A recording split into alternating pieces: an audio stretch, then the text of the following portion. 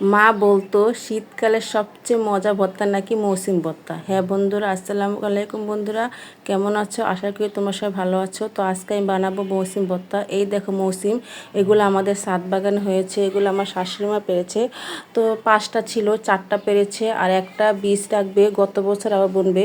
এই দেখো সিমগুলো আমি ভালো করে কেটে নিয়েছি, এখন সিমগুলো সিদ্ধ বসাবো। বন্ধুরা দেখো আমি কীভাবে মৌসুম ভর্তা বানাই। ভর্তাটা অনেক মজা হয়েছিল, যেন ভাবছি তোমার সাথে শেয়ার করব। এই দেখো চুলায় বসিয়ে দিয়েছি আমি সিদ্ধ মৌসুম। এখন দিয়ে দেবো একটা রসুন। এই দেখছো অনেক ধোয়ার কারণে আর কি এমন দেখাচ্ছে, স্পষ্ট দেখাচ্ছে না।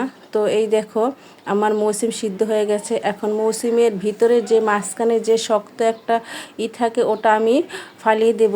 তো আমি তো এক হাত দা ক্যামেরা করি, এর জন্য সুন্দর করে দেখাতে পাচ্ছি না। এই দেখো আমি পরে দেখাবো তোমাদের।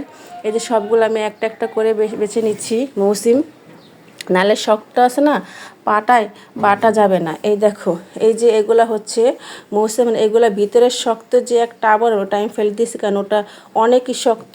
যারা যারা মৌসুম ভর্তা বানিয়েছে তারাই বলতে পারবে। এই দেখো মৌসুম ভর্তা বানাতে কি লাগবে, এই যে শুকনো মরিচ, তারপর ধনে পাতা, তারপর হচ্ছে একটা পেঁয়াজ আমি 2 ভাগ করে নিয়েছি।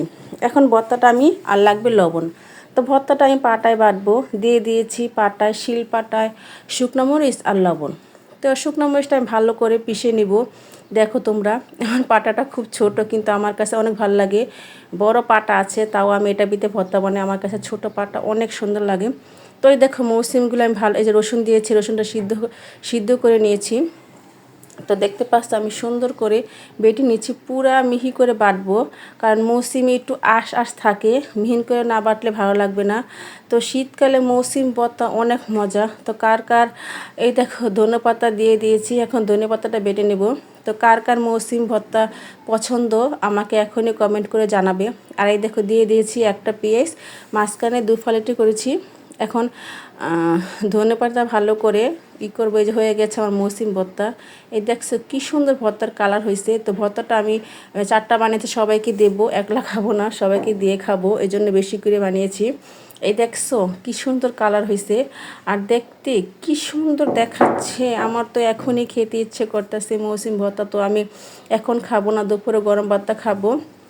তো ভিডিওটা তোমাদের সবাইকে দেখার জন্য অসংখ্য ধন্যবাদ। তোমার সবাই ভালো থেকো, আমার পাশে থেকো, আমাকে বেশি বেশি সাপোর্ট করো। আর ভিডিওটা ভালো লাগলে লাইক কমেন্ট শেয়ার সাবস্ক্রাইব করে দিবে। আর তোমরা একবার হলো বাসায় চেষ্টা করে খাবে, এই মৌসুম ভর্তা খেতে দুর্দান্ত লাগে। তোমার সবাই ভালো থেকো, আল্লাহ হাফেজ।